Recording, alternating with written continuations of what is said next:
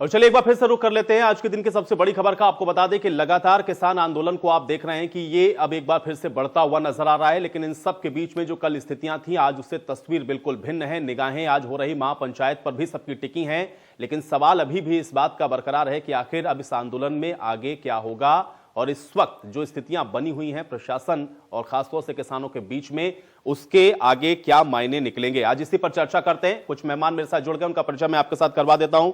मनोज मिश्रा जी हमारे साथ जुड़े हुए हैं, वरिष्ठ पत्रकार हैं। मनोज जी बहुत स्वागत है आपका इस चर्चा में। विजय खैरा जी हमारे साथ जुड़े हुए हैं, प्रवक्ता है भारतीय जनता पार्टी के। विजय खैरा जी आपका भी बहुत स्वागत है। और आशीष यादव जी हमारे साथ जुड़े हुए हैं, किसान नेता है। आशीष यादव जी आपका भी बहुत स्वागत है। आशीष जी, ये चर्चा की शुरुआत में आज आपसे ही करूंगा। महापंचायत हो रही है, क्या ऐलान होना है आज महापंचायत के अंदर और कैसे देखा जाए, क्योंकि आज तो भीड़ लगातार बढ़ती हुई दिख रही है गाजीपुर बॉर्डर पर। देखिए आयुष जी, मैं आपको बता दूं, जब शाम को उत्तर प्रदेश की पुलिस, दिल्ली की पुलिस और केंद्र सरकार सब लोगों ने मिलकर के किसान आंदोलन को खत्म करने की साजिश पहले से रच रही थी, और जैसा कि ये लोग कामयाब हो गए भारतीय जनता पार्टी के लोग, और कल जबरन इस आंदोलन को खत्म करने के लिए पूरी पुलिस बल लगा दिया गया कि वहाँ पे किसानों को खदेड़ करके मार करके कैसे भी वहाँ से हटाया जाए। और टिकैत साहब को इतना डर था, टिकैत साहब ने खुद कहा था कि हम गिरफ्तारी दे देंगे, पर हमारे जो यहाँ पे किसान बैठे हैं उनका क्या होगा, वो असुरक्षित है, वो उन किसानों के लिए असुरक्षित फील कर रहे थे। इसलिए उन्होंने ऐलान किया कि हम अब गिरफ्तारी नहीं देंगे, क्योंकि भारतीय जनता पार्टी देश के किसानों को जो है खत्म करने में लगी है, जिससे कि जो है पूरा देश का किसान नाराज है और भारतीय जनता पार्टी इसमें कामयाब हो गई। और टिकैत साहब ने ऐलान किया कि जब तक के ये बिल नहीं वापसी होंगे हम खाना पीना कुछ नहीं खाएंगे। सरकार ने वहाँ पे बिजली पानी सब बंद कर दिया। टिकैत साहब ने कहा कि हमें पानी चाहिए और पानी हमारे गांव का चाहिए। पानी पहुंचाया गया और किसान पहुंच रहे। हम लोग लखनऊ से भी, अभी आप देख रहे हैं, हम लोग लखनऊ से भी पहुंच रहे हैं वहाँ पे गाजीपुर बॉर्डर पे, क्योंकि हमारा लखनऊ का काफिला बिल्कुल रास्ते में है। हम लोग बिल्कुल निकल चुके हैं आंदोलन के लिए, और पूरा देश का किसान राकेश टिकैत जी के साथ खड़ा है। और माननीय नरेश टिकैत जी, सिसौली में पंचायत हो रही है और उस पंचायत में जो निर्णय लेंगे हमारे राष्ट्रीय नेता, उसका पालन किया जाएगा। आशीष जी, सबकी निगाहें उसी पर लगी हैं। देखना यह है कि वहां पर आज निर्णय होता क्या है। विजय खैरा जी आप सुन रहे हैं, किसान नेता को भी आपने सुना, अल्टीमेटम दिया आपने कि गाजीपुर बॉर्डर खाली करना है। रात से लेकर के अब तक का वक्त हुआ, लेकिन बैकफुट पर क्यों गए? मैं बता दूं, अगर कोई भी 14 विधायक 3 सांसद, ये वजह है क्या? और पंचायत चुनाव सर पर है विजय खैरा जी। आशीष जी मैं आ रहा हूं अभी आपके पास, एक सेकंड। बीजेपी प्रवक्ता है, जरा उनसे मैं जवाब ले लेता हूँ। ना हमारे यहाँ ना कोई बैकफुट है ना कोई फ्रंट फुट है। हम शुरू से कह रहे हैं, आपने किसी मंत्री के कई बयान सुने होंगे, किसान हमारे ही हिस्से हैं, देश के जिम्मेदार नागरिक हैं, ये सच है। लेकिन सवाल ये है कि यहाँ जो आंदोलन हो रहा था, पहले दिन से ही इस तरह की हरकतें हुई थी जो राष्ट्र के खिलाफ हुई। झंडे लगाए गए, नारे लगाए गए, खालिस्तानी। मोदी जी को गाली दी, कोई बात नहीं, आपने महात्मा गांधी जी को भी बुरा भला कह दिया, ठीक है जो करना था। लेकिन ये गलत था कि आप वहाँ पर हिंदुस्तान के टुकड़े होने के नारे लगाएं खालिस्तान से, ये गलत था। इसकी शुरुआत देखिए, आज जब भारतीय किसान यूनियन के बड़े पदाधिकारी, अमृतसर के पदाधिकारी थे, जिन्होंने बब्बर खालसा के चीफ जो जेल में है जगतार सिंह, उसकी खुलेआम तारीफ की, भाषणों में भी की और उसके बाद टेलीविजन पे भी की। तो ये गलत हुआ है, गलत तरह से जेल में है। यानी तब जो जिम्मेदार आदमी था, जो कि कृषि मंत्रालय में विज्ञान भवन में बहस करने में जो लोग जाते थे उनमें शामिल थे, वो ऐसी बात कह रहे थे। तो पहले दिन से तो ये हुआ। उसके बाद कांग्रेस ने पैतरा बदला, अपने घोषणा पत्र के खिलाफ खुद ही राजनीतिक उसको रंग देना शुरू किया। दूसरी बात, आप पार्टी का जहाँ तक सवाल है, इनको 24 घंटे एक ही काम है, हमको वोट कहाँ से मिलेगा, माल कहाँ से मिलेगा। तीसरा काम इनके पास है नहीं, इनका हर निर्णय उसी पर आधारित रहता है। तो इन्होंने क्या मिलजुल के इसको एक राजनीतिक रंग दिया था, वो रंग खुला। यानी एक आंदोलन में झंडा चढ़ जाए, दूसरे आदमी का जाके लाल किले के ऊपर झंडा चढ़ जाए, ठीक है विजय खैरा जी, मैं इस विषय पर वापस आऊंगा, लेकिन इस बीच एक बड़ी जानकारी है वो भी अपने दर्शकों तक पहुंचा देते हैं। मुजफ्फरनगर से इस बीच एक बड़ी और अहम जानकारी मिल रही है।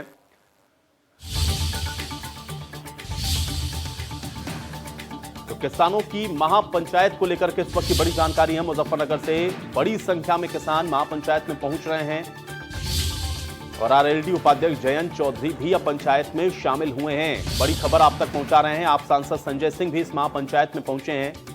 तो विपक्षी पार्टियां भी अब लामबंद हो रही। गवर्नमेंट इंटर कॉलेज में यह महापंचायत चल रही है। इसमें आम आदमी पार्टी, आरएलडी की तरफ से जयंत चौधरी, ये सब पहुंच रहे हैं। इसके अलावा भी अन्य पार्टियों ने खुलकर इसका समर्थन किया है। राकेश टिकैत के साथ भी गाजीपुर बॉर्डर पर मुलाकात हुई है। फोन पर समाजवादी पार्टी के अध्यक्ष और मुजफ्फरनगर में किसानों की महापंचायत की कुछ तस्वीरें भी हम आपको दिखा रहे हैं। तो तस्वीरें आपके स्क्रीन पर हैं और इन तस्वीरों को भी आपने देखा कि किस तरीके से लगातार वहां पर जो संख्या है वो बढ़ रही है। बड़े नेताओं की मौजूदगी भी अब यहां पर देखने को मिल रही है और धीरे धीरे यहां पर जो किसान हैं वो अब जुट रहे हैं और संख्या काफी बढ़ती हुई दिख रही है। ये तस्वीर ड्रोन की तस्वीर आप देखिए, क्योंकि ड्रोन से भी निगरानी रखी जा रही है और भारी संख्या में किसानों का यह जमावड़ा है। इतनी भारी भीड़ आप देखिए और अंदाजा लगाइए। तो किसानों की ये महापंचायत एक्सक्लूसिव फुटेज हम आप तक पहुंचा रहे हैं। मुजफ्फरनगर की तस्वीरें हैं जहां पे आप सांसद संजय सिंह भी महापंचायत में पहुंचे हैं, जयंत चौधरी भी पहुंचे हुए हैं। गवर्नमेंट इंटर कॉलेज में ये महापंचायत चल रही है। आज इस महापंचायत से ऐलान क्या होता है, पूरे देश की निगाहें इसके ऊपर टिकी हुई हैं, क्योंकि अब ये सीधे तौर पर अस्मिता का सवाल किसानों के लिए उन्होंने बनाया है और इसी को लेकर के अब धीरे धीरे आप देख रहे हैं कि कोने कोने से किसानों के पहुंचने का सिलसिला यहां पर शुरू हो गया है। एक बार फिर से चर्चा में वापस लौटेंगे। सभी मेहमान मेरे साथ बने हुए हैं।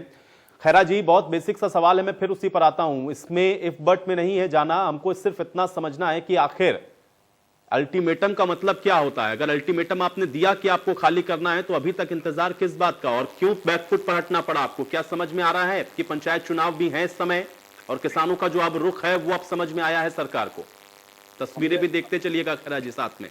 आप देखिए, शुरू से आखिर तक देखिए, 2 माह तक कभी भी सरकार ने हटाने का प्रयास नहीं किया, आंदोलन को कोई कुचलने का। खैरा जी, अल्टीमेटम का क्या मतलब था, ये मुझे बताइए, क्यों अल्टीमेटम दिया गया? मैं कभी नहीं किया, लेकिन जब इसमें शामिल लोग देशद्रोही किस्म के लोग निकलने लगे, जो इसको एक रंग नया दे रहे थे, जिससे देश को खतरा था, आपको, हमको, सबको, जनता को खतरा था, वो जब खतरा पैदा हो गया तब तो अब नहीं है खैरा साहब वो खतरा? अब समझ में आ गया 24 घंटे के अंदर कि खतरा टल गया? तब वो सवाल हुआ है। इसके पहले तक टिकैत साहब खुद उन लोगों के हाथों में खेल रहे थे जो निर्णय ले रहे थे। यानी कि उन लोगों को हमारी बात नहीं मानना ठीक है, सरकार की बात नहीं मानना ठीक है, हम सब समझते हैं। सुप्रीम कोर्ट की बात भी नहीं मानना, कानून रद्द करना, ये तो कभी कोई ऐसी जिद नहीं हो सकती ना। आप कोर्ट की भी नहीं मानेंगे, किसी की नहीं मानेंगे, कमेटी की नहीं मानेंगे, ये तो एक जिद हो गई। ऐसी जिद से तो नहीं चल सकता ना प्रजातंत्र और लोकतंत्र। आपको बात सुनना पड़ेगी, आपकी समस्याएं हमें सुनना पड़ेगी, फिर उसको आपस में बैठ मिलकर जो हो रहा था वो होता। लेकिन राजनीतिक लोगों ने उसको रंग देके, हवा देके उसको बदल दिया, सिस्टम को ही पूरा बदल दिया। अभी भी ये टिकैत साहब के साथ जो बातचीत समझ में आ रहा था, आंदोलन वापस लेने की बात हो गई थी, बड़ी शांति से उन्होंने खुद कहा था हम लोग अपने गाँव वापस जाएं। उसके बाद फिर राजनीतिक पार्टियां एक्टिव हो गई, तुरंत रंग चालू हो गया, जयंत चौधरी साहब हो गए। और आप ये देख रहे हैं, सारे के सारे किसानों द्वारा रिजेक्टेड लॉट है, यानी जिनकी 3-3 से 4 बार जमानतें जब्त हैं, वो चारों लीडर हैं जिनके साथ किसान है ही नहीं। 10,000 वोट नहीं पाते। खैरा साहब जरा तस्वीरें देखिएगा, इसीलिए मैंने कहा कि जरा तस्वीरें साथ में देखते चलिएगा। ये तस्वीरें आपको देखना जरूरी है ताकि आपको अंदाजा हो कि ग्राउंड पर इस समय हो क्या रहा है। मनोज मिश्रा जी, कैसे देख रहे हैं कल तक की तस्वीर और आज की तस्वीर और अभी की जो तस्वीर है, ये भी हम दिखा रहे हैं। और अल्टीमेटम के बाद अभी तक आप देखिए कि पुलिस फोर्स जरूर वहां पर बढ़ रही है, लेकिन अल्टीमेटम का क्या हुआ ये किसी को पता नहीं है। बैकफुट पर गई है क्या सरकार? आयुष जी, दरअसल सह और मात का खेल विगत लगातार हम लोग देखते चले आ रहे। अगर 10,000 से कम वोटों के नेता थे खेड़ा साहब, तो 11 बैठ के आप किसके साथ कर रहे थे? चलिए बात दूसरी करते हैं। आयुष जी, हुआ क्या कि 26 जनवरी की रैली की परमिशन और रूट को डिरेल करने के बाद किसान नेताओं, किसान आंदोलन में जुड़े हुए लोगों से जो कुछ घटनाएं घटित थी, जिसकी हम आप सब लोगों ने शर्मनाक तरीके से निंदा भी की, लेकिन वही मौका सरकार को या पुलिस को दूसरी तरफ से मिला कि अब आंदोलन को खत्म कराया जा सकता है, कानून व्यवस्था बाकी चीजों को सामने रख करके। लेकिन कल की बात मैं अगर करूं, कल शाम को हमने आपने देखा 24 घंटे हम लोग रात दिन जग कर इस बात पर नजर भी रखे थे और गतिविधियों पे नजर भी थी और देख भी रहे थे। जिस तरीके से लगा कि दो संगठन उस आंदोलन से अपने आप को डिरेल करके वापिस चले जाते हैं, बाकी लोग घर वापसी की तरफ चले जाते हैं, लेकिन मजे हुए खिलाड़ी कहूंगा, मजे हुए नेता के तरीके से जिस तरीके से टिकैत साहब ने इमोशनल कार्ड चला, रोए, लोगों को एक संदेश दिया और फिर जो लोग वापस जा रहे तो पुनः बॉर्डर की तरफ वापस आना। आज मुजफ्फरनगर की पंचायत में जबरदस्त भीड़ होना, अखिलेश यादव की बात करना, आम आदमी पार्टी को पुनः पानी बिजली की सप्लाई देना और मतलब कई चीजें लगातार। मैं इसलिए बातें कह रहा हूं कि देखिए होता क्या है कि आंदोलन के बिना राजनीति और राजनीति बिना आंदोलन नहीं होता है। और जब सरकार के बिल के या सरकार के खिलाफ एक बड़ा आंदोलन पिछले 64 दिनों से चल रहा था, मैं इस बात से इनकार नहीं कर सकता खेड़ा साहब की जो 26 जनवरी को हुआ दिल्ली में वो गलत हुआ, मैं इस बात से पूरी तरह सहमत हूँ। लेकिन उसके बाद अगर आप 62 दिन तक उस आंदोलन को शांति का रूप मान रहे थे तो ऐसा क्या हो गया था कि कल आपको पुलिस बल लगाना पड़ा? इरादा था उनको वहां सुकाड़ फेंकने का, लेकिन जनमानस की भावनाओं का सम्मान सबको करना होता है। आप ही राजनीतिक नहीं मनोज मिश्रा जी, ये जनमानस की भावनाओं का सम्मान है या फिर वो दिख रहा है कि 13 विधायक हैं और 3 सांसद हैं और उस समय पंचायत चुनाव भी सर पर है? क्या ये ज्यादा महत्वपूर्ण है इस समय? क्योंकि यही तो नफा नुकसान देखेंगी ना राजनीतिक पार्टियां। आयुषी मैं उसी पे आ रहा हूँ कि क्योंकि सामने पंचायत चुनाव 2022 का चुनाव है पश्चिमी उत्तर प्रदेश में, ये जो भी लोग जाट अगर समुदाय की भी बात कर लें तो बहुत सारी सीटों पर इनका प्रभाव है। लेकिन फिर मैं खेड़ा साहब कहना चाहूंगा कि 13 बिंदु, जिन 3 बिंदुओं पे किसानों का या इस जुड़े हुए नेताओं का विरोध है उसका समाधान निकालना चाहिए।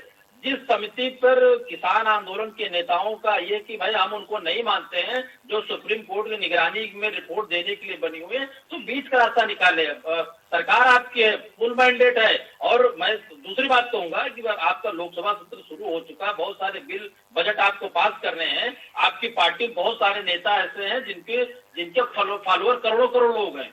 इस आंदोलन को खत्म करिए, बेहतर होगा। प्रदेश के चुनाव है, बंगाल के चुनाव, आगे भी आपको लगातार चुनाव आते जाएंगे।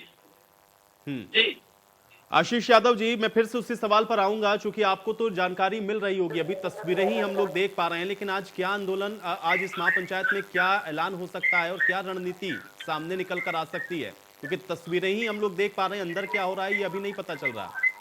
क्या होगा आज इस महापंचायत में?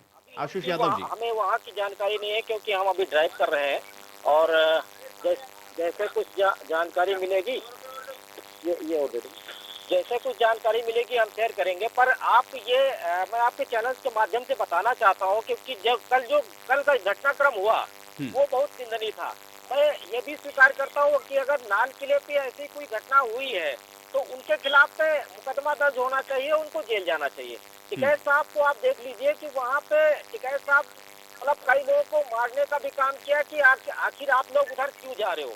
तमाम मीडिया कर्मी को जो है दिखाए कि जो है टिकैत साहब खुद मना कर रहे थे कि आप लोग दिल्ली की तरफ और लाल किले की तरफ मत जाइए। तमाम लोगों को खदेड़ा उन्होंने, पर जो लोग मतलब सही काम कर रहे थे उनके ऊपर मुकदमा दर्ज करवा दिया गया सरकार के द्वारा।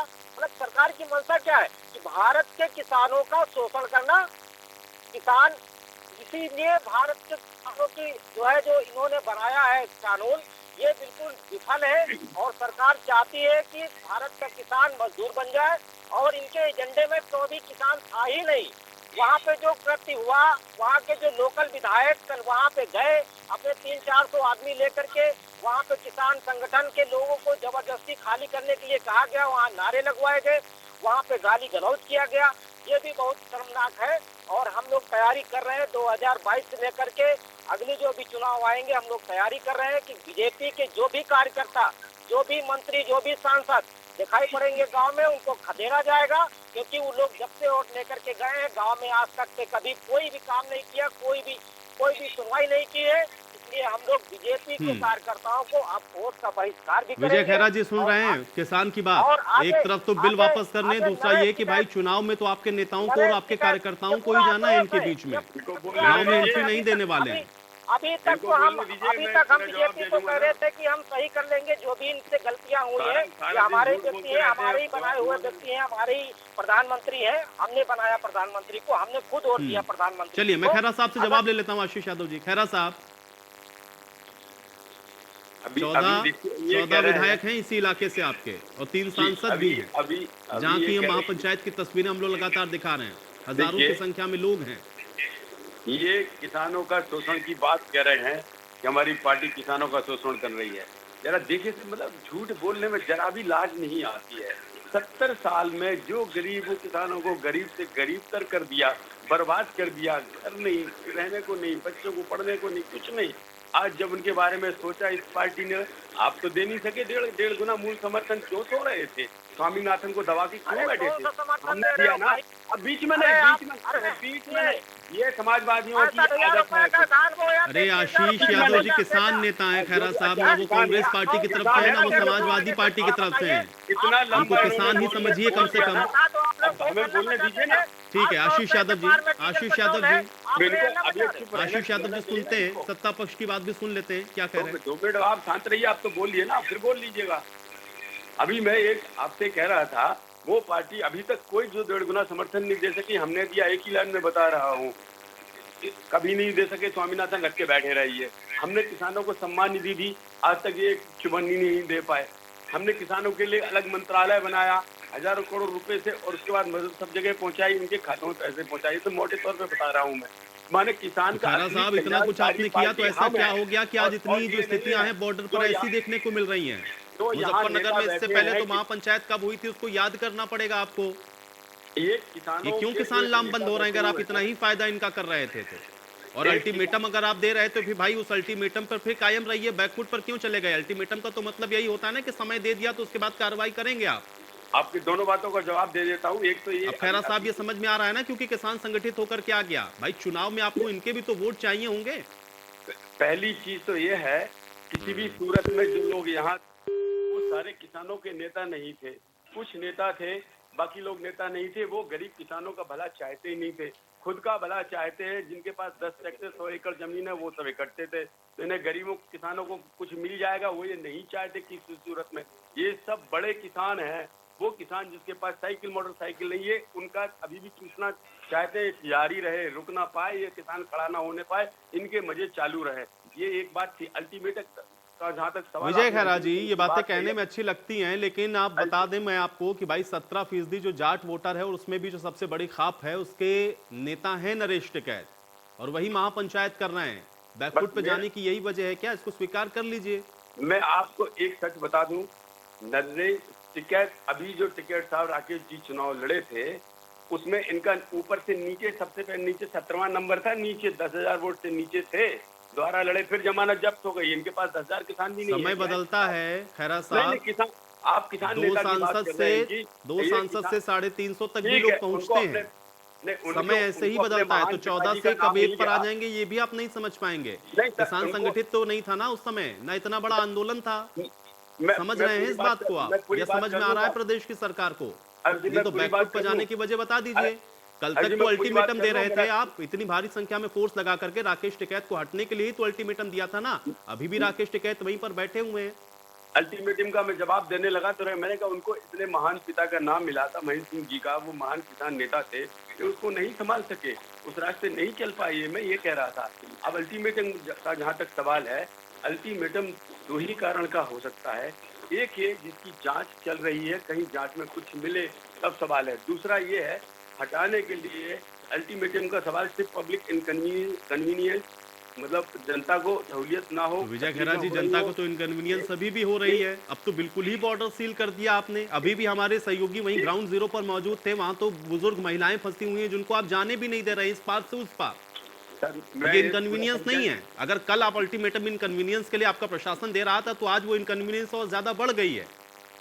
या तो उस इनकन्वीनियंस के लिए काम करिए, या तो मानिए कि हाँ आपको समझ में आ गया कि वोट के लिए करना है, क्योंकि किसान का गुस्सा अब दिखने लगा है। कल तक आपको लगा था कि चलिए कम हो गया है किसान तो इनको हटा सकते हैं, आज किसान साथ हो गया, एक बार फिर से एकत्रित हो गया राकेश टिकैत के आह्वान पर, तब अब समझ में आ रहा है कि नहीं, आसान नहीं इनको इतनी आसानी से यहाँ से हटा देना। क्या मेरी आवाज आ रही साहब इसमें? मैं ये कह रहा था आपकी सहूलियत एक बात है, पूरी बात नहीं करने दी, और लॉ एंड ऑर्डर दो बातें होती हैं जिस पर एक चीजें निर्भर करती हैं। जब लॉ एंड ऑर्डर का सवाल आए या समस्या आती है या कोई झगड़े का अंदेशा होता है तब सवाल आता है। अभी आप देख लीजिएगा, बहुत से किसान बीच में नरेला में समर्थन में आ गए थे कृषि बिल के। इन लोगों को हटाने के लिए हरियाणा में कम से कम नहीं तो 4-5 गांव से लगातार किसान इनको उठाने के लिए आ गए थे बॉर्डर के ऊपर दोनों तरफ। तो सवाल ये है, दूसरे लोग जो दुख पा रहे हैं वो भी चाहते हैं। हमने एक विजय खैरा जी, उसको तो ये कहा जा रहा है कि वो तो आपके ही लोग हैं जिनको आप लोग भेज रहे हैं, वो आपकी पार्टी के कार्यकर्ता हैं जो वहां पर पहुंच गए हैं। बिल्कुल मनोज मिश्रा जी, क्या सिर्फ इसके पीछे पॉलिटिक्स, और ये आपको लग रहा है कि अब प्रदेश सरकार को भी ये समझ में आ रहा है कि अगर अब ये जो मूवमेंट जिस तरीके से दोबारा से खड़ा होता हुआ दिख रहा है, इस समय अगर हम कोई एक्शन करते हैं तो इसके गंभीर नतीजे होंगे, उसके गंभीर परिणाम भुगतने पड़ सकते हैं। क्या इस वजह से बैकफुट पर तो गई है, कम से कम इतना मानेंगे, क्योंकि कल से बहुत परिस्थितियां बदली हैं। मनोज मिश्रा जी, 26 तारीख से लेकर खैरा साहब एक सेकंड, मनोज जी की बात को मैं सुनना चाह रहा हूँ। मनोज जी, हमने ऐसा नहीं किया, हमारे पास करोड़ों करोड़ों कार्यकर्ता है हमारे साथ, लेकिन हमने कभी खेड़ा साहब आप बहुत वरिष्ठ हैं। खैरा साहब आप सुन लें, खैरा साहब आप सुन लें, और बीजेपी का कार्यकर्ता भी, आप जो कह रहे हैं ना आपके पास करोड़ों कार्यकर्ता, वो कार्यकर्ता भी बहुत सारे किसान हैं, हो सकता हो कि उसमें से भी पहुंचे हो यही मुजफ्फरनगर में, उनको भी संभालिएगा। और वही कार्यकर्ता जाएंगे आपके लिए कैंपेनिंग करने के लिए जिनको घुसने नहीं देंगे किसान, तो थोड़ा समझिएगा। और मुझे लग रहा है कि आप समझ रहे हैं, आपकी मजबूरी मैं भी समझ रहा हूं कि आप कहेंगे क्या, यही कहना है आपको। ठीक है, आप थोड़ा शांत हो जाएं, मनोज जी का आकलन सुन लेते हैं। ठीक है खैरा साहब, आप थोड़ा सा शांत हो जाए, मैंने आपको पूरा समय दिया है, मनोज जी की बात को मैं सुनूंगा। ठीक है खैरा साहब, शांत हो जाए। आपने जो बोला उसका जवाब तो आपको सुनना पड़ेगा साहब। ठीक है, नहीं खैरा साहब, आप उसका जवाब दूसरे चंक में दीजिएगा, मैं अभी आऊंगा, अभी मेरे पास समय है, अभी मैं फिर आऊंगा, आप उसका जवाब दीजिएगा। मुझे इस पर एक रिएक्शन मनोज जी का चाहिए। ठीक है, एक सेकंड खैरा साहब, थोड़ा सा शांत हो जाए। मनोज जी, एक लाइन में जवाब देने दीजिए मुझे, फिर आराम से बोलें। सिर्फ एक लाइन में आपने खाली ये कह दिया कि हमारी पार्टी के कार्यकर्ता हैं। मैं ये कहना चाहता हूं, अगर हमारे पार्टी के कार्यकर्ता कभी भी हमने शामिल करना होते तो हम करोड़ों में कपकेक शामिल करके खड़ा कर देते। ये हमारी आदत नहीं है। आयुष जी, ठीक है मनोज जी। जी खेड़ा साहब बहुत वरिष्ठ हैं, ऐसा नहीं है। इस आंदोलन के बीच में पूरे देश के संगठन के जरिए आपने किसानों में ये बात बताने की पूरी कोशिश की कि बिल के क्या फायदे और बिल हम क्यों करना चाहते हैं। हम बात कर ले अभी जो करंट अफेयर जिसपे हम लोग चर्चा करने बैठे हैं। दरअसल 26 तारीख की घटना के बाद जिस तरीके परिस्थितियां बदली, आप लगातार किसानों को समझाने, किसान नेताओं से वार्ता कर ही रहे थे। बिल के संशोधन पर लगातार आप चर्चा करके राजी भी हो रहे थे। 3 बिंदुओं पे उनको अडिग होना था और आपको नहीं मानना था। लेकिन जब बाय द डिफॉल्ट किसानों का आंदोलन डिरेल हो गया, उन्होंने तोड़ फोड़ की, वो लाल किले पे पहुंच गए, झंडा निकाला, झंडा तो हुआ क्या कि जनमानस का कहीं न कहीं किसानों से एक द्वेष कह सकते हो और आपके प्रति उनकी सिंपैथी बढ़ने लगी। उसका लाभ आप कर लेने की पूरी कोशिश किए, लेकिन क्योंकि होता क्या है, जैसे अभी आपने कहा, बिल्कुल ठीक बात है, मैं सहमत हूँ आपकी बात से। 135 करोड़ की आबादी के में सर्वबहुमत से, पूर्ण बहुमत से दोबारा आपकी सरकार आई है, लेकिन 10,000 वोट पाने वाला जो नेता है या एक व्यक्ति, उसको भी अपनी बात कहने का हक है इस लोकतंत्र में। हम एक ही की बात मान लेते हैं कि कल राकेश सिंह टिकैत जिस तरीके से उन्होंने आपकी प्लानिंग को या सरकार के लॉ एंड ऑर्डर को लेकर के या आंदोलन के खत्म करने को लेकर के जैसी अपील की, उस स्थितियों में इतना बदलाव आ गया कि आज 18 घंटा बाद हम लोग किस बात की चर्चा कर रहे हैं। आंदोलन में पुनः भीड़ खड़ी हो गई। मुजफ्फरपुर में आप देखिए तो आज विपक्ष के, मैं पक्ष की बात नहीं करता क्योंकि आंदोलन तो पक्ष से लड़ाई कर रहा था ना, सरकार से बिल के विरोध में आंदोलन था। और इसमें इनकार नहीं किया जा सकता है कि जितनी भी पार्टियां हैं, चाहे कांग्रेस की बात कर ले, सपा बसपा जिसकी बात कर ले, सभी बिल्कुल विरोध दर्ज करा रही हैं आपसे और किसानों के साथ खड़ी हुई हैं। किसने इस बात से इनकार किया? लेकिन जिस तरीके से कल कुछ लोग उस आंदोलन में जाकर के ये कहते थे कि आप देशद्रोही हैं, आंदोलन खत्म करिए, तो राजनीति पूरी तरीके से दोनों तरफ से चल रही है। बशर्ते आयुष बात मैं कहना चाहूंगा कि आज महापंचायत का क्या निर्णय होता है, लेकिन पुनः आज शाम से प्रेस के बाद या कल सुबह से नए धारा में, नए तरीके से इस आंदोलन को फेस करना पड़ेगा सरकार को। अब उसकी रूपरेखा क्या होगी, हम आप इंतजार करेंगे। क्या होगी रूपरेखा आशीष यादव जी, क्योंकि आंदोलन तो दोबारा से हम लोग देख रहे हैं और भारी संख्या में लोग पहुंच रहे हैं, रूपरेखा क्या होगी? आशीष यादव जी सुन पा रहे हैं? चलिए आशीष जी से लगता है मेरा संपर्क टूट गया, मैं दोबारा से कोशिश करूंगा आशीष जी के पास जाने की। मनोज जी एक सवाल मैं और आपसे जरूर पूछूंगा यहां पर क्या यह मान के चलें कि अभी तक जो हम लोग आंदोलन देख रहे थे कि खासतौर से सिंधु टिकरी बॉर्डर पर, वहां पर पंजाब और हरियाणा के जो किसान उनकी संख्या बहुत ज्यादा थी, लेकिन वो शिफ्ट हुआ है और अब लग रहा है कि गाजीपुर बॉर्डर एक केंद्र बन रहा है, और अभी जो पश्चिमी उत्तर प्रदेश खासतौर से यहां के जो तमाम किसान अब तक नहीं जुड़े थे, क्या ठीक है? मनोज जी, मैं आपके पास वापस आऊंगा। इस बीच राहुल गांधी प्रेस कॉन्फ्रेंस कर रहे हैं, उसका रुख कर लेते हैं। Of grain and other materials, and will make it practically impossible for our farmers to negotiate their prices. And the third law basically says that if the farmers have a grievance, they cannot go to court. Now, it is very obvious why the farmers are agitated. Because the government is destroying the livelihoods of India's farmers. It is destroying the livelihoods of our labor, and it is going to give the middle class a shock in the coming times, because the prices of food are going to skyrocket. Now, what is being done to the farmers is absolutely criminal. You're beating them, you're threatening them, you're bullying them, you're trying to discredit them. The government needs to talk to the farmers. It needs to give a solution to the farmers. And the only solution, as I have said again and again and again, is repealing these laws and putting the laws into the waste paper basket. The government must not think that the farmers are going to go home. They are not going to go home. And my concern is that this situation is going to spread. We do not need this situation to spread. We need a conversation with the farmers, and we need a solution. So that is broadly what I wanted to say. Hindi में बता देता हूं, और देश के युवाओं को मैं कहना चाहता हूं, ये जो 3 कानून हैं, इनको समझने की जरूरत है। पहला कानून है जो हिंदुस्तान के मंडी सिस्टम को, एग्रीकल्चरल मार्केट्स को खत्म कर देगा, नष्ट कर देगा। दूसरा कानून है जिससे हिंदुस्तान के सबसे बड़े बिजनेसमैन, 3, 4, 5 बिजनेसमैन, जितना भी अनाज स्टोर करना चाहते हैं, जितना भी अनाज होर्ड करना चाहते हैं, लाखों टन वो कर सकते हैं। अगर इनको ये इजाजत दी गई, किसान दाम निगोशिएट नहीं कर पाएगा। और तीसरा कानून, सबसे अजीब कानून, कि किसान अपनी कठिनाई को कोर्ट नहीं ले जा सकता। ये 3 कानून के लिए किसान दिल्ली के बाहर खड़े हैं, और सरकार इनसे बात करने के बजाय, सिचुएशन को रिजॉल्व करने के बजाय, उनको धमका रही है, पीट रही है, एनआईए का प्रयोग कर रही है, उनको डिस्क्रेडिट करने की कोशिश कर रही है। सरकार को एकदम इन 3 कानूनों को वापस लेना चाहिए, रद्द करना चाहिए।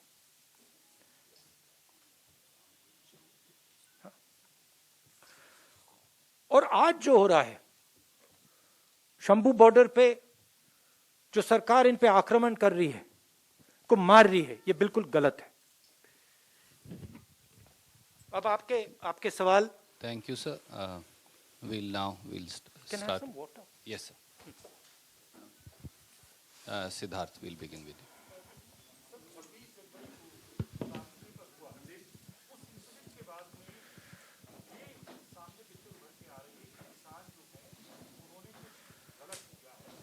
आप मुझे एक बात बताइए, किसानों को, 50 किसानों को रेड फोर्ट के अंदर किसने जाने दिया और क्यों जाने दिया? क्या होम मिनिस्ट्री का काम नहीं है कि रेड फोर्ट पे इनको नहीं जाना चाहिए, अलाउ करना चाहिए? उसके लिए कौन जिम्मेदार है?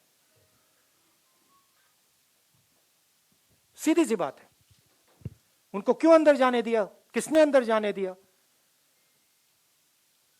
होम मिनिस्टर से जाके पूछिए, और उसके पीछे क्या आइडिया था, किस प्रकार अलाउ किया गया, वो भी पूछ लीजिए।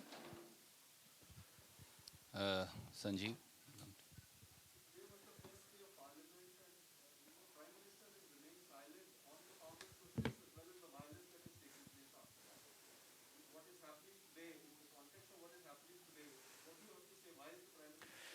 See, the Prime Minister, as I said in a speech in in Kerala, this is the biggest transfer of wealth. The biggest transfer of wealth.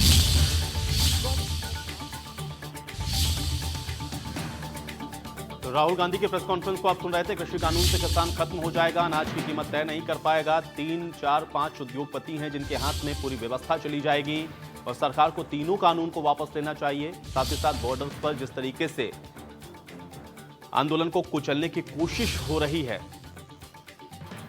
वो सरकार सही नहीं कर रही है और सरकार को कानूनों को वापस लेना चाहिए। यह बात भी कही गई है।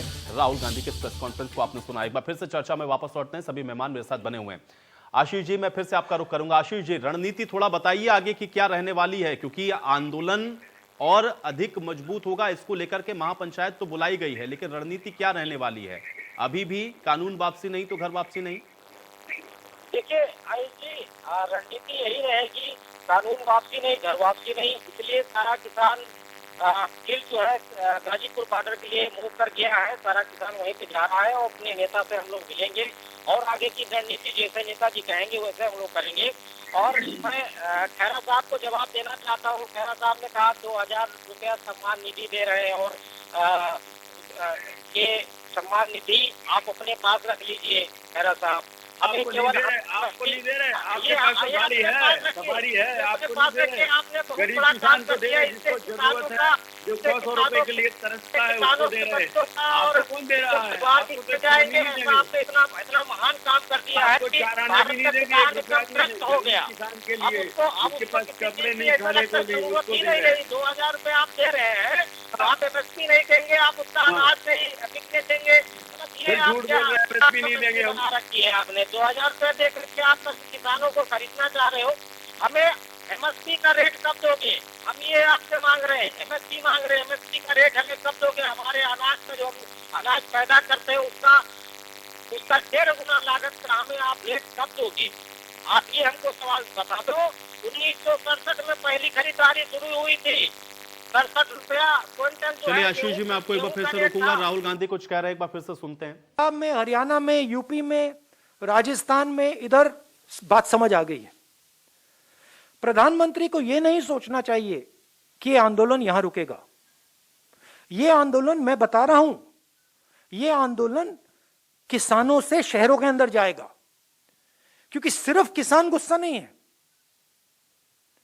हिंदुस्तान में अब लाखों युवा हैं जिनसे इन्हीं 5-10 लोगों ने, प्रधानमंत्री ने रोजगार छीना है। उनको भविष्य नहीं दिख रहा है। यह पूरा का पूरा आंदोलन शहरों में फैलेगा। मैं प्रधानमंत्री से कह रहा हूं, उससे नुकसान होने वाला है, देश का नुकसान होने वाला है। आप किसानों से बात कीजिए, इस सिचुएशन को रिजॉल्व कीजिए, इन कानूनों को वापस लीजिए, नहीं तो देश का नुकसान होगा। सुनील फ्रॉम, देखिए, ये जो इंस्टेबिलिटी है, इस इंस्टेबिलिटी से देश को फायदा नहीं हो रहा है। ठीक है, अन्याय किया है, अन्याय को ठीक करने के बिना इंस्टेबिलिटी नहीं जाएगी।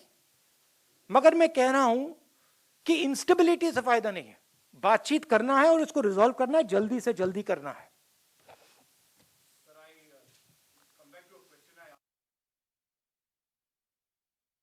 चीज बताइए, क्योंकि जो काम विपक्ष नहीं कर पाया, क्या किसान नेताओं की तरफ से या इस आंदोलन ने कर दिया? क्योंकि अब तो सभी विपक्षी पार्टियां एक ही प्लेटफॉर्म पे कम से कम इस मुद्दे पर तो नजर आ रही हैं। क्या ये किसान आंदोलन को फायदा पहुंचाता हुआ आपको दिख रहा है, या फिर जो बात भारतीय जनता पार्टी कह रही थी कि ये राजनीतिक आंदोलन है, कहीं ऐसा तो नहीं कि इसका नुकसान भी उठाना पड़ जाए? कैसे देख रहे हैं मनोज मिश्रा जी? आयुष जी, देखिए आज वो समय नहीं है, क्योंकि राहुल जी अपने अंतिम पायदान पर हैं पार्टी के साथ भी, और अपने इंटरनल तौर पर, तो लेकिन ये सवाल उठता है किसानों के हालात आज 64 दिन में खराब नहीं हुए। मैं इस बात से बिल्कुल सहमत हूँ कि सरकार चाहे खेड़ा जी को, राहुल जी की हो या समाजवादी की हो, किसी और की हो, आयुष जी हमने आपने बराबर देखा है कि किसानों को के कर्जे को माफ करना, किसानों की आत्महत्याओं पे मुआवजे देना, ये देश की आजादी के बाद मुझे लगता है कि जय जवान जय किसान के नारे को बहुत झुठलाता हुआ नारा रहा है। मैं इस बात से सहमत भी हूँ कि सरकार अगर 2022 में उनके धन, उनकी आय दुगने करने की बात करने को अगर ट्रायल बेस पर ले आती है, देखिए भंडारण की कमी तो पूरे देश में है। आयुष इस बात से इनकार नहीं कर सकते कि आपको याद होगा कोरोना काल में 5 रुपए किलो प्याज थी, अब वही 6 महीने बाद 70 रुपए किलो थी। अगर उचित भंडारण और उचित रखरखाव की व्यवस्था अब तक सरकारों ने की होती तो शायद किसानों को भी बेहतर पैसा उनके फसल को मिल सकता था। लेकिन अब विषय चूंकि डाइवर्ट हो चुका है, हम आंदोलन की बात कर रहे हैं। देखिए मैं फिर कहना चाहूंगा, जैसे भी आशीष जी कह रहे थे, आशीष जी ठीक बात है, चुनाव लड़ना हारना जीतना चलता रहेगा, लेकिन भारतीय जनता पार्टी की सरकार ने जो बिल अमेंडमेंट की बात की है, जो नया बिल लेकर के आए हैं, इससे पहले भी किसान बिल पर चर्चाएं बहुत बार हुई हैं, लेकिन पार्टियों ने अपने उनका वजूद इस तरीके से नहीं था कि इतनी बड़ी बात को फेस कर सके।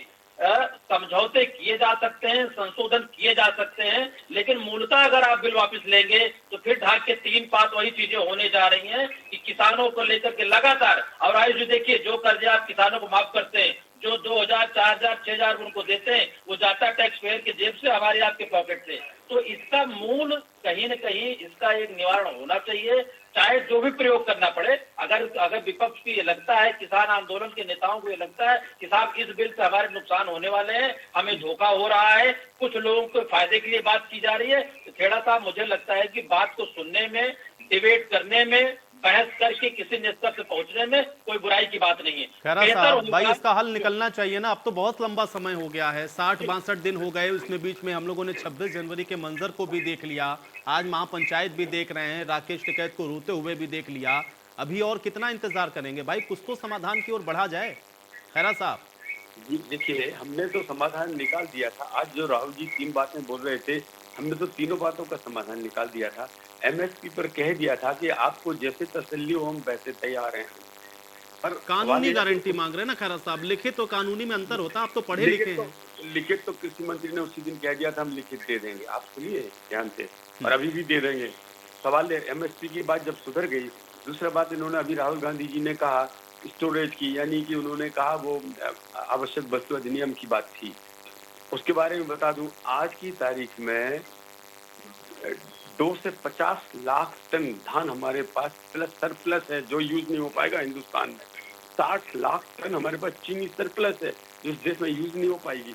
बाहर इसलिए नहीं जा पा रही है, पाकिस्तान की तो जा रही है एक्सपोर्ट में, हमारी तो की क्वालिटी अच्छी नहीं है। अगर वो क्वालिटी सुधर जाती तो आज यही सब बाहर चला जाता, ये वेस्ट नहीं जाता, तो कानून की अब आवश्यकता रह नहीं गई वहाँ पर। स्टोरेज क्या करेगा, स्टोरेज तो ऐसे फिक रहा है, प्याज फिकी, टमाटर फिक रहा है, तो उसका कोई जरूरत नहीं, उसका वजूद है ही नहीं। और तीसरी बात अभी राहुल गांधी जी ने कही और इनकी मांग में है न्याय की बात। मैं अभी आपसे फिर कहता हूँ खुलेआम कि न्याय के लिए एसडीएम इसलिए रखा गया था कि किसानों को धक्के न खाना पड़े हाई कोर्ट में, नहीं तो ये लोग हाई कोर्ट चले जाएंगे, बड़े कोर्ट में चले जाएंगे। और ठीक बात है खैरा साहब, लेकिन ये बात आपको राहुल गांधी को नहीं समझानी है ना, यही बात तो आपको आशीष यादव जी को समझानी है, राकेश टिकैत को समझानी है, नरेश टिकैत को समझानी है, या उन तमाम नेताओं को समझानी है जिनके साथ आप 11 दौर की वार्ता कर चुके हैं। आज आप कहते हैं कि इनके बीच में ऐसे लोग हैं जो कि अब देश की छवि को खराब करते हैं, तो बातचीत करते किसके साथ हैं और उम्मीद कैसे करें, और किसको आप ये दे रहे हैं आप प्रपोजल की, चलिए ठीक है हम 1.5 साल के लिए इसको हम पोस्टपोन करते हैं। भाई हल तो निकालने की ओर बढ़ेंगे ना, नहीं मानने को तैयार हैं किसान। इस तरीके की स्थितियां परिस्थितियां बनती हुई भी हम लोग देख रहे हैं, और कितना इंतजार होगा। जी आपने समाधान की बात की, 2 कानून की मैंने बता दिया, तीसरा और रह गया था, उसके लिए भी कह रहे अगर उनकी तसल्ली इसमें होती है कि हाई कोर्ट करो हम तैयार हैं, आप डिस्ट्रिक्ट कोर्ट करो हम तैयार हैं, आप जो न्याय करो, हम तो ये उचित समझते थे कि चूंकि अगर लिखवा भी लेगा स्टैंप पे किसान की जमीन को, कोई पूरा खरीद के लिखवा ले, सब कर ले, फिर भी वो इलीगल होगा, जैसे दाऊद की जमीन का था।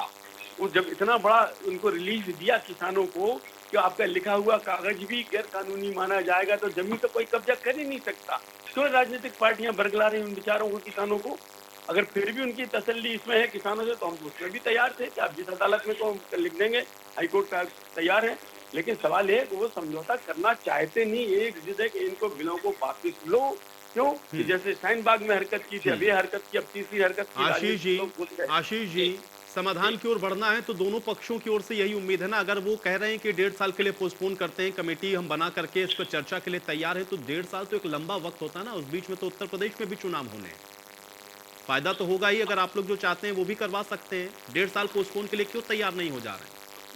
आयुष जी, हमारे नेता ने पहले कह दिया है कि जिस कानून में विष हो और उस आधा निकालने के लिए सरकार कह रही हो, उसमें फिर भी तो आधा विष रह जाएगा। हम कहते हैं कि इसको रद्द करने में इनको क्या है, जो ये लोग कॉर्पोरेट जगत से ये लोग वादा कर चुके हैं, इन्हीं के लिए कानून बने हैं। क्योंकि ये लोग फंस गए हैं कि अगर हम कानून रद्द कर देंगे, जो पार्टी के लिए चंदा आता है वो नहीं मिलेगा। देखिए, किसान बैठा है, जब तक के किसानों की मांगे पूरी नहीं हो जाएंगी तब तक के किसान वहाँ हट के जाएगा नहीं। किसान गोली भी खाएगा और मार भी खाएगा। इस बार कोई भी अभद्रता किसान नहीं करेगा। किसान एकदम शांतिपूर्वक चला रहा है। हाँ, ये जरूर है कि भारतीय जनता पार्टी साजिश के तहत जो कार्य कर रही है वो आगे भी कर सकती है, क्योंकि आगे अभी कर चुकी है, अपने साजिश में कामयाब हो चुकी है। और टिकैत साहब ने जो कल आंसू बहाए हैं उसका खामियाजा भारतीय जनता पार्टी को भुगतना पड़ेगा पूरे देश। ठीक है, मनोज जी कुछ कहना चाह रहे हैं। मनोज जी। आशीष जी, मेरा सवाल है आपसे। आप भारतीय जनता पार्टी को बाकी सबको कोसने के बजाय 62 दिनों में बेहतर ड्राफ्ट लेकर के क्यों नहीं आए कि इस बिल के समाधान में हम ये करना चाहते हैं? जब समिति बनाई गई और वो सुप्रीम कोर्ट की निगरानी में उसको जवाब देना था, तो समिति में चुने हुए सदस्यों ने सवाल उठाया। आप देखिए, सरकार से लड़ते रहिए एक अलग विषय है, लेकिन जिन आप बिल रिजेक्ट करने की, बिल वापसी की बात क्यों करते हैं, बल्कि बिल के बिंदुओं पर संशोधन की बात क्यों नहीं करते?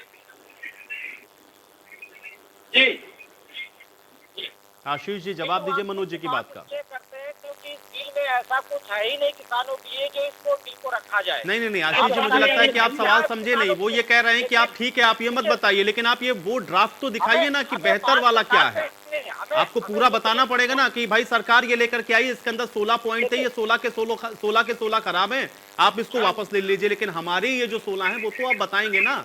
आपके पास बेहतरी का प्लान क्या है? चर्चा हुई है, जिसमें से तकरीबन में 12 से 15 पॉइंट पे जो है चर्चा हुई कि ये संशोधन लायक है, इनको संशोधन कर देंगे हम, सरकार ने कहा भी है। पर हमारे राष्ट्रीय अध्यक्ष और राष्ट्रीय प्रवक्ता जी ने कहा कि जब इतने एक चीज में अगर 20 चीजें लगी हुई है, उसमें 15 चीजें खराब है, तो उसको बदल देना ही उचित है। जो उसको जो है बार जो है उसमें संशोधन करने का क्या मतलब है? अगर संशोधन से बिल बेहतर होता है, आप इस बात को क्यों नहीं मानते हैं? तो कोई जवाब नहीं हुआ ना इनका। संशोधन से बिल नहीं 62 दिन में धरना देकर के सरकार को घेरने के बजाय, 11 बैठकों के बजाय प्रेस के सामने, सरकार के सामने एक बेहतर प्रोजेक्ट आना चाहिए था कि नहीं? ये मेरा सवाल है आपसे। देखिए, ऐसा है, जो बिल लाया गया है वो किसान हित में नहीं है। इस पे कई बार 11 राउंड की चर्चा सरकार से हो चुकी है। इसमें अगर इसमें कुछ ऐसा होता तो चलिए आशीष जी, मैं समझ सकता हूं आपके पास इस बात का कोई जवाब नहीं, और ये बात पिछले 60-62 दिनों से हम लोग लगातार सुन रहे हैं, और यही सवाल जब पूछा जाता है तो जवाब भी आपका ऐसा ही आता है। फिलहाल के लिए बहुत शुक्रिया आप सभी का समय निकालने के लिए, चर्चा का हिस्सा बनने के लिए। हालांकि आंदोलन लगातार बरकरार है, गाजीपुर पर भी जो स्थितियां हैं वो लगातार आप देख रहे हैं, और इन सब के बीच में आज जो महापंचायत हो रही है उसमें फैसला क्या होता है, इस पर देश की निगाहें हैं।